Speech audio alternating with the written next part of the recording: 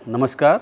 कल 12 सितंबर को supreme court ने ये ऑर्डर पास किया है कि बेल एप्लीकेशन जो हैं वो विदिन 2 मंथ डिस्पोज ऑफ होनी चाहिए। अब सवाल ये है कि क्या ये जो डिसीजन है जो कल आया हुआ है वो बेल एप्लीकेशन डिस्पोज ऑफ करने की जो मियाद थी उसको बढ़ाता है या घटाता है?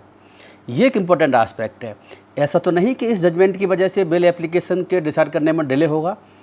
जिस जजमेंट का हम जिक्र कर रहे हैं उस जजमेंट का टाइटल है अन्ना वामन बलेरो, स्टेट ऑफ महाराष्ट्र, और वो सुप्रीम कोर्ट की 2 जजों की bench justice J B Pardiwala and justice R Mahadevan ने 12 सितंबर 2025 को पास किया है। ये केस चीटिंग और फोर्जरी का केस है। इस केस में जब anticipatory bail application session court ने डिसमिस कर दी तो उन्होंने बेल एप्लीकेशन हाई कोर्ट में फाइल की। हाई कोर्ट में वो बेल एप्लीकेशन 2019 में फाइल की गई थी और जिसका डिस्पोजल जुलाई 2025 में किया गया है। इसका मतलब है कि बेल एप्लीकेशन करीब 6 साल हाई कोर्ट में पेंडिंग रही। सुप्रीम कोर्ट ने कहा है कि ऐसा नहीं होना चाहिए कि बेल एप्लीकेशन इतने लंबे समय तक पेंडिंग रहे, क्योंकि ये पर्सनल लिबर्टी का सवाल है। ये बात ठीक है कि हाई कोर्ट ने बेल एप्लीकेशन करीब 6 साल में डिस्पोज ऑफ की है, लेकिन इंटरनल प्रोटेक्शन एक्यूजों को हाई कोर्ट ने पहले ग्रांट कर दिया था। अब सवाल ये है कि बेल एप्लीकेशन के डिस्पोजल के संबंध में सुप्रीम कोर्ट ने क्या डायरेक्शन पास किए हैं।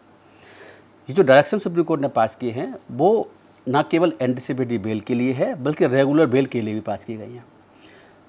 इन डायरेक्शंस में ये कहा गया है कि हाई कोर्ट इस बात को इंश्योर करेगा कि एंटीसिपेटरी बेल हो चाहे रेगुलर बेल हो, चाहे वो सेशन जज के यहाँ हो या मजिस्ट्रेट के यहाँ हो या हाई कोर्ट में पेंडिंग हो, वो विदिन 2 मंथ डिस्पोज ऑफ होनी चाहिए।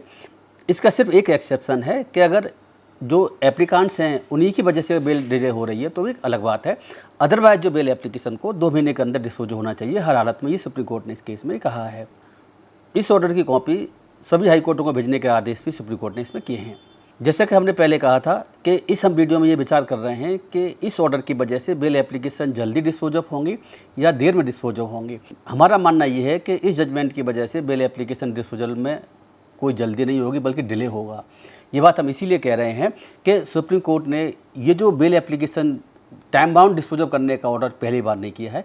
उससे पहले भी सुप्रीम कोर्ट ने ये ऑर्डर पास कर चुके हैं और उस ऑर्डर में बेल एप्लीकेशन जल्दी डिस्पोजल करने के लिए कहा गया था। इस केस में तो 2 महीने में डिस्पोज ऑफ करने के लिए कहा गया है, लेकिन उस केस में ये कहा गया था कि बेल एप्लीकेशन जो रेगुलर बेल एप्लीकेशन हैं वो 2 वीक्स के अंदर डिस्पोज ऑफ होंगी और जो एंटीसिपेटरी बेल एप्लीकेशन है उनका डिस्पोजल जो है 6 वीक्स के अंदर होगा।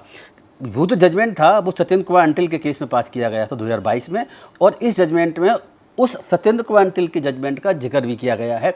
और ये बात लिखी गई है कि उस केस में ये कहा गया था कि बेल एप्लीकेशन जो है 2 वीक्स में और 6 वीक में डिस्पोज ऑफ होनी चाहिए। इसके बावजूद सुप्रीम कोर्ट ने उस जजमेंट को कंप्लाई करने का ऑर्डर ना करके बेल एप्लीकेशन के टाइम को बढ़ाने का ऑर्डर इसमें किया हुआ है। कल जो ऑर्डर पास किया है ये भी 2 जजों की बेंच है और जो पहले ऑर्डर पास किया था वो भी 2 जजों की बेंच थी। सवाल ये है कि जब 2 जजों की सुप्रीम कोर्ट की बेंच ने पहले ये ऑर्डर पास कर दिया 2022 में कि रेगुलर बेल एप्लीकेशन 2 हफ्ते के अंदर डिस्पोज ऑफ होंगी, यानी 15 दिन के अंदर डिस्पोज होंगी करीब, और जो एंटीसिपेटरी बेल एप्लीकेशन है वो 6 वीक्स के अंदर यानी कि 1.5 महीने के अंदर डिस्पोज ऑफ होंगी, तो आखिर क्या जरूरत थी कि बेल एप्लीकेशन का टाइम को बढ़ाकर इस केस में 2 महीने कर दिया गया है। तो इस वीडियो में इतना ही। किसी और इस टॉपिक को लेकर के अगले वीडियो में आपसे फिर मुलाकात होगी। धन्यवाद।